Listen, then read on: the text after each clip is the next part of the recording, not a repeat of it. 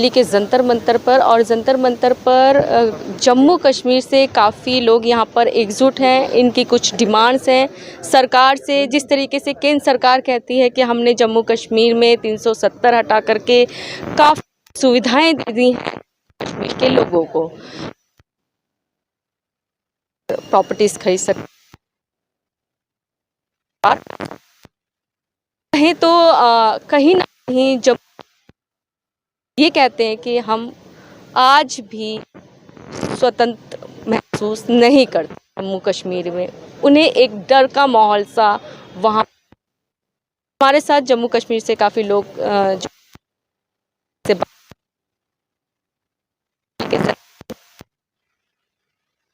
सरकार, पहले तो आप परिचय। शुक्रिया, थैंक यू मैडम। आउज़ बिल्लाहि मिनश शैतानिर रजीम, बिस्मिल्लाहिर रहमानिर रहीम। मैडम क्या बताऊंगा आपको, 5 अगस्त 2019 भाजपा सरकार ने एक बड़ा डाका डाला है जम्मू कश्मीर में। 370 35 ए और हमारा स्टेटहुड वो भी उन्होंने छीन लिया। वो डाका डाला है, छीन लिया नहीं, डाका डाला है।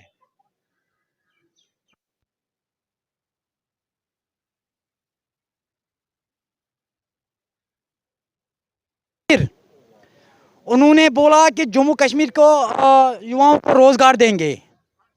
आज 90% जम्मू कश्मीर का युवा वो ड्रग्स में लगे हैं। जो पीजी करके डिग्री करके उनके पास रोजगार नहीं है। तीसरा डिमांड कैजुअल लेबर डिलीवेजर, वो सड़कों पर है 20 साल से, उनको रेगुलाइज कोई पॉलिसी नहीं है। चौथा डिमांड, मेरा प्राइम मिनिस्टर साहब लाखों की सूट पहनते हैं, मेरा एसपीओ और एटीएम गार्ड्स 5-5 हजार तनख्वाह लेते हैं। ये बड़े अफसोस की बात है। 5 हजार में क्या आते हैं आजकल। और हमारा जेएंड के पुलिस, उनको 70 रुपया रिस्क मिलता है इस वक्त। सीआरपी वालों को 17,000 रिस्क मिलता है उधर।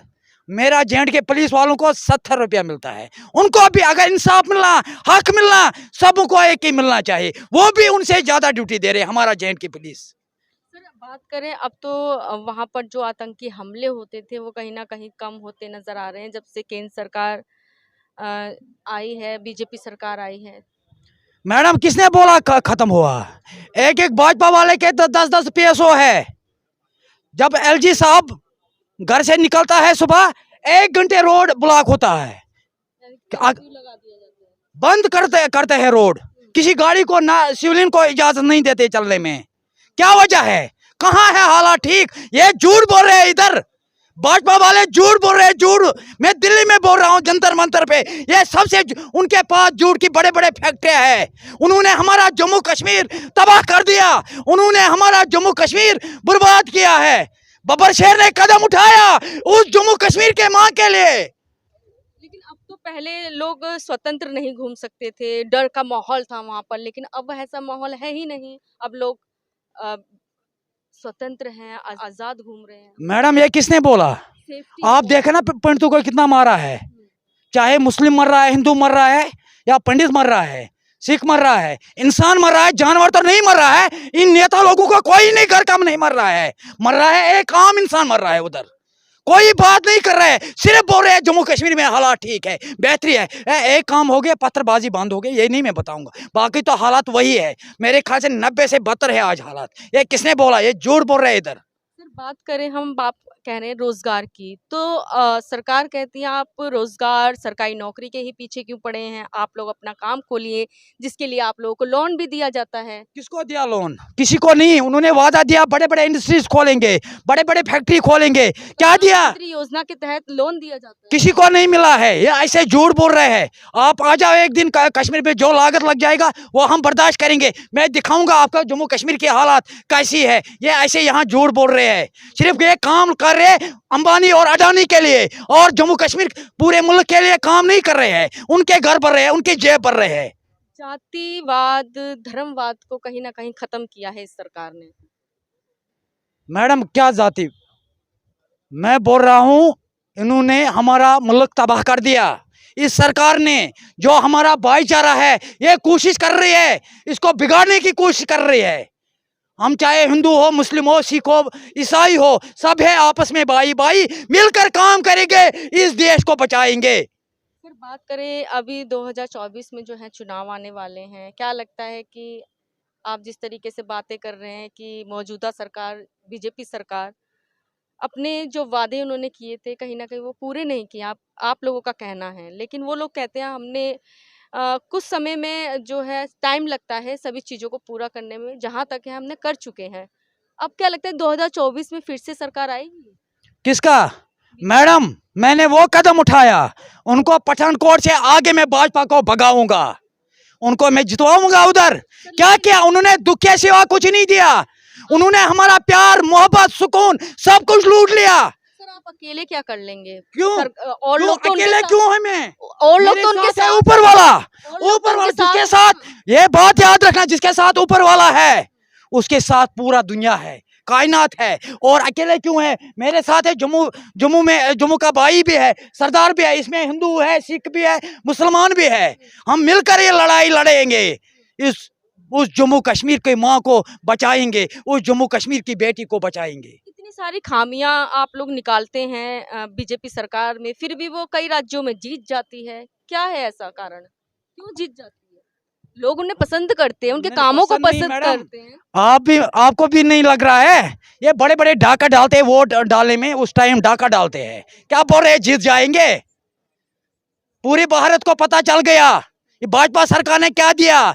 उन्होंने हमारा मुल्क, मेरा मुल्क तबाह कर दिया, दुख के सिवा कुछ नहीं दिया। आतंकी अब घबराते हैं अटैक करने से पहले।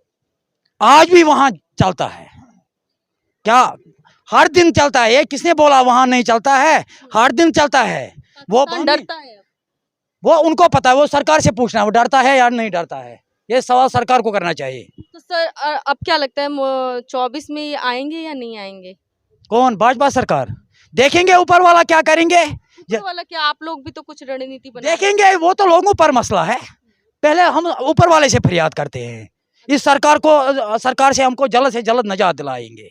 मतलब आपको एक स्पिरिचुअल पावर है, उस पर पूरा भरोसा है, ईश्वर गॉड जिसे कहते हैं, उस पर पूरा भरोसा है कि पूरा भरोसा है सबसे पहले अल्लाह ताला पर, और उसके बाद सुप्रीम कोर्ट पर। वो पूरे मुल्क का सुप्रीम कोर्ट है, मेरा भी वो सुप्रीम कोर्ट है। जो उन्होंने किस लिए आई जाए? उन्होंने 370-35 से वो मसला सुप्रीम कोर्ट पे है, 370-35 से, और हमारा स्टेटहुड वो सुप्रीम कोर्ट पर मसला है। इंशाल्लाह मुझे पूरा उम्मीद है सुप्रीम कोर्ट पर, वो भाजपा का सुप्रीम कोर्ट नहीं है, वो पूरे मुल्क का है, वो जम्मू कश्मीर के लोगों को इंसाफ दिलाएगा। लेकिन, सरकार तो अब लोग भी ये चाहते हैं कि हिंदू राष्ट्र बने। क्या आपको लगता है कि हिंदू राष्ट्र बन जाएगा? किस लिए बनना चाहिए? भाई लोगों की डिमांड्स हैं, लोग चाहते हैं इस- हिंदुस्तान में हिंदू राष्ट्र होना चाहिए, लोगों की डिमांड्स हैं। तो ये तो इस पे मैं टिप्पणी नहीं करूंगा, ये भाई साहब है, इसलिए बताएगा। सर आपका नाम? मेरा नाम सन्नी कांत चिब है। मैं Jammu Kashmir human council of India JK UT chairman हूँ, और अपने जम्मू कश्मीर अपनी पार्टी उसका स्टेट अध्यक्ष हूँ जम्मू कश्मीर से। मैं ये बोलना चाहता हूँ कि आपने अभी बात की कि हिंदू राष्ट्र जो है हिंदुस्तान को बना देना चाहिए। ये लोगों की कहीं ना कहीं ये मांगे होती हैं। देखिए, हिंदुस्तान एक गुलदस्ता है जिसे हर एक कलर के, हर एक रंग के फूल खिलते हैं, जिसमें हिंदू, मुस्लिम, सिख, ईसाई। जब 1947 की पहली जो जंग हुई थी या लड़ाइयाँ होती थी अंग्रेज़ों के खिलाफ, वहाँ पे किसी मज़हब को लेकर नहीं होती थी। वहाँ पे हिंदुस्तान के हर एक मज़हब, हर एक शूरवीर, यानी कि आंदोलन का जो शेर था या आज़ादी को लेने वाला शेर था, वो हर एक मज़हब का था।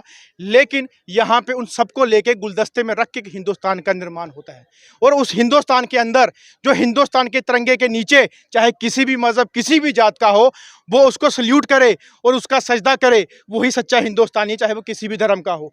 लेकिन यहाँ पे इस तरीके की जो मज़हब की बातें हों, या कभी कहीं पॉलिटिक्स के इस मुद्दे में मज़हब को लाया जाए, वहाँ पे लोगों के अंदर क्लैशेस होंगी, वहाँ पे कॉन्फ्रेंसी होंगी, वहाँ पे कंट्रोवर्सी होंगी, वहाँ पे हिंदुस्तान के या किसी भी एरिया की डेवलपमेंट नहीं हो सकती। क्या लगता है लोग उन्हें वोट क्यों देते हैं, किस वजह से देते हैं?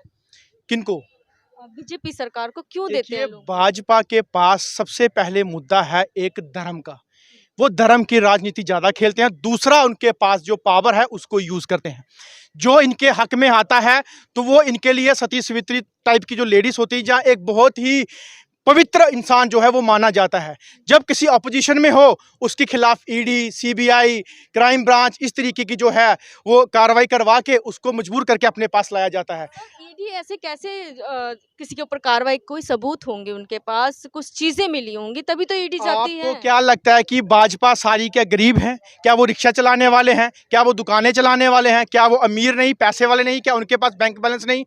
आपको लगता होगा कि हमारे जम्मू कश्मीर के अंदर जितने हाईवे या टनल्स या जितने भी वहाँ पे 4 लेन के काम चल रहे हैं, इन्हीं के ही बेटे, इन्हीं के ही रिश्तेदार वहाँ पे टेंडर लेके बैठे हुए हैं। क्या वो अपना फकीर है? जब ईडी डिपार्टमेंट अगर ओपोजिशन वालों पे अगर शिकंजा अपने कस सकती है, तो जब इसके ऊपर कसेगी तब जाके पता चलेगा कि सबसे बड़े चोर कौन है हिंदुस्तान के अंदर, सबसे बड़े गिरोह किसने बड़े हुए हिंदुस्तान के अंदर। क्योंकि एक ही ऊपर ईडी या सीबीआई या क्राइम ब्रांच नहीं होनी चाहिए, हर एक के लिए वो हक है और हर एक के लिए डिमांड है। और मुझे बताइए, जब से भाजपा है तो ईडी, सीबीआई और क्राइम ब्रांच इतनी एक्टिव क्यों है? क्यों हर जगह वो पहुंच जाती है? हर जगह क्यों अपोजिशन के पास जाती है? आप कहना चाहते हैं जिसकी लाठी उसकी भैंस, बिल्कुल, जिसके पास पावर है उसका दुरुपयोग हो रहा है। बिल्कुल। आप मुझे बताइए, अगर मैं आज कहीं किसी ओहदे पे बैठा हूं, आप मेरे खिलाफ आवाज उठाती हैं तो मैं तो आपको ठोके अंदर कर दूंगा, मैं तो आपको बंद करवा दूंगा। मेरे पास पावर है। अगर मेरे पास पावर नहीं होती, आप मेरे खिलाफ जो कुछ मर्जी बोलो, मैं कुछ भी नहीं कर सकता। काला धन जिन्होंने इकट्ठा कर रखा है, जिन्होंने भ्रष्टाचार कर रखा है, उसको लेकर आ रहे हैं, जनता के सामने उजागर कर रहे हैं। काला धन खाली अपोजिशन वालों के पास नहीं, इनके पास भी काला धन है। सफेद धन तो को लेके बैठे नहीं है। मुझे बताइए, जिनके पास आज 2-2, 2.5, 3-3 लाख रुपया सैलरी है, उसके पास उनके बैंक बैलेंस या उनके बंगले के, उनकी गाड़ियां, उनके बिजनेस, वो कैसे 3 साल में आ गए?